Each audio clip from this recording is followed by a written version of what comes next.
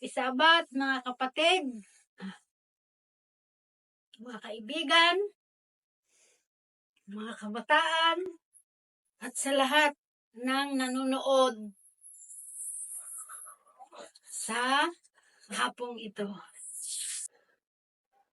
Ang sabi po sa Galatia 5:22 at 23, ang bunga ng Espiritu ay pag-ibig, katuwaan, kapayapaan, pagpapahinuhod, kagandahang loob, kabutihan, pagtatapat, kaamuan, at pagpipigil.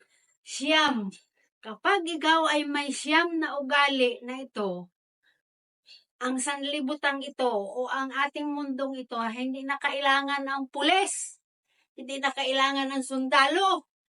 Kasi nga, mayroon ng pag-ibig, mayroon na ang katuwaan, mayroong kapayapaan, mayroong pagpapahinuhod, mayroong kagandahang loob, mayroong kabutihan, may pagtatapat, kaamuan at pagpipigil.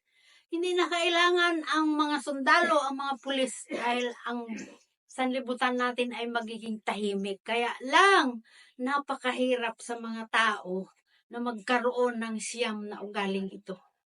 Kasi tayo ay tao lang. Pero, kung tayo ay nasa Panginoon, kayang-kaya nating gawin ang siyam na ito. Pagpalain po tayong lahat.